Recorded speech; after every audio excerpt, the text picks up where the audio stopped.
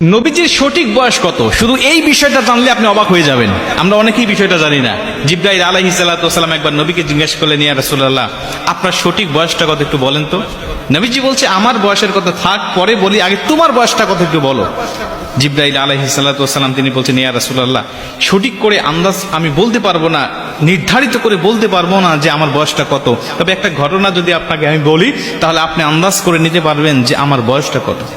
নবীজি বলছে, বলো তো দেখি তুমি কোন ঘটনা শোনাতে চাও। তিনি বলছে, ইয়া রাসূলুল্লাহ, আল্লাহ রাব্বুল আলামিন আরশে আজিমের নিকট একটা তারা উদিত হতো। আমি জন্মের পর পরে দেখেছি সেই তারাটা উঠতো, আর একবার উদিত হলে এই তারাটা ৭০,০০০ বছর পর্যন্ত উদিত থাকতো, এ অস্ত যেত না। আবার ৭০,০০০ বছর পরে যখন অস্ত যেত, এই অস্তবিত হওয়ার পরে সে ৭০,০০০ বছর পর্যন্ত অস্তবিত থাকতো, সে উদিত হতো না। ইয়া রাসূলুল্লাহ, ইয়া হাবিবাল্লাহ, আপনি জেনে আশ্চর্য হবেন, যেই তারকা ৭০,০০০ বছর উঠলে আর নিভতো না, নিভলে আবার ৭০,০০০ বছর পরে উদিত হতো, এই তারকাটা আমি উঠতে আর অস্তবিত হতে দেখেছি ৭২,০০০ বার।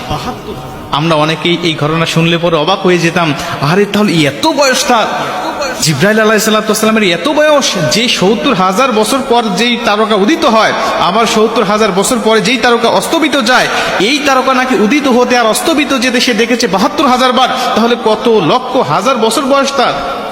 কিন্তু নবীজি কোনো বিচলিত হলেন না, নবীজি আশ্চর্য হলেন না। নবীজি স্বাভাবিকভাবে থেকে মুস্কি হাসি দিয়ে ডাক দিয়ে বলছে, জিবরাইল, ওই তারকা কি আজও তুমি দেখতে পাও? জিবরাইল বলছে, ইয়া রাসূলুল্লাহ, না, আমি আর দেখতে পাই না। নবীজি বলছে, ওই তারকাটা অন্য কেউ নয়, ওই তারকাটা ছিলাম আমি নবী, আমি নবীর নূর সেখানে উদিত হতো। মুসলমান ভাইরা,